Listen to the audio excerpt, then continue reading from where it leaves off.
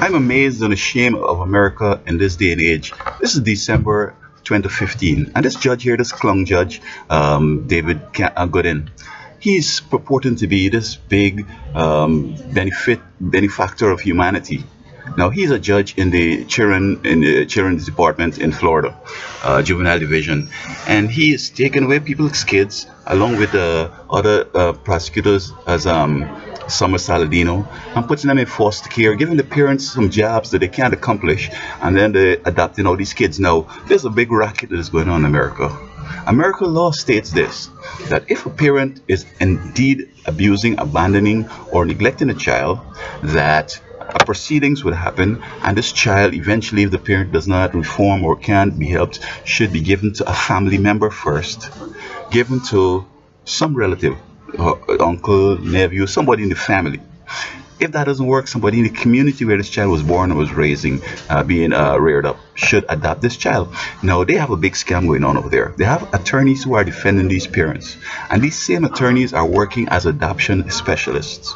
So this child, for example, is a mixed race child. So this couple here paid an attorney perhaps some dollars, at least maybe $10,000, to find them a mixed race child. So he will talk to the Department of Children and Family, and they can do a brainstorming. Where can we get a mixed race child for this people here, for this attorney?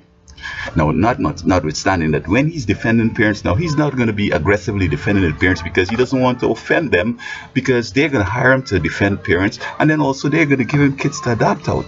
So here we have them playing both sides.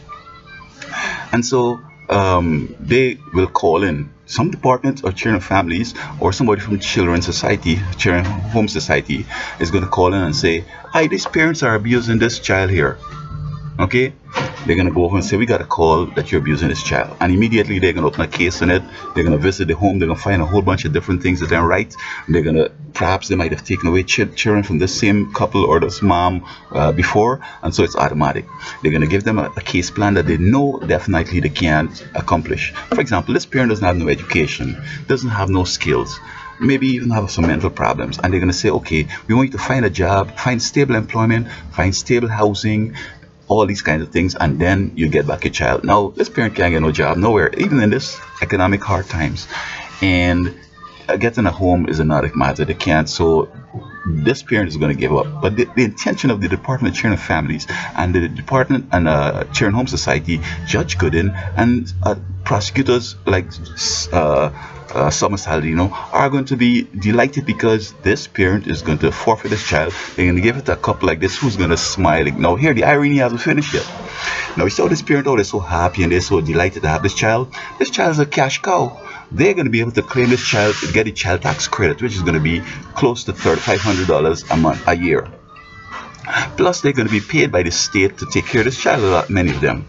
And so as soon as this child reaches 18, well, I tell you what, I was living in Jacksonville, Florida, and I hung around, by Skid Row because, they're keeping me down, as it were. And you see a child who's going to come around the block with a black garbage bag with a few things in it, and his face is upset, and he's trying to find out where he could spend the night. So he said, well, over here is a shelter, you could go over there. He is a child who became 18 that same day. And that same loving so-called foster parent is putting him out. You got to go, son. It's over. So immediately he has now to go find a living. Now it has been proven that these kids usually end up with mental problems. They end up in the criminal system, then as prostitutes. Some of the young girls going to find some boy at school who's going to treat her nice. She ain't going by his parents, and as soon as they kick her out, she's going by him. But he can put her on the street to work, because generally they may not even be able to pass no exam or to go college or nothing like that. And so this is the racket that is going on. I don't know why the Justice Department, why the President of the United States, why the Congress is allowing this game to go on.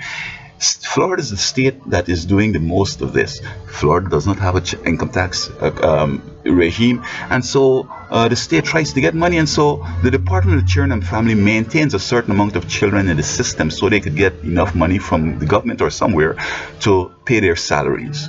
And then so whether you abuse a child or not, they'll call to get kids in that they need to maintain that income, and then some of them are going to be forfeited and given off. So it's not matter what the parent going to do. The parent could be earnest enough and trying to do the case plan, but it's it's not going to work because they need the kids in the system and they need to adopt the kids through the attorney friends, and plus these parents who are looking for some extra income from the state and also to claim from the federal income tax.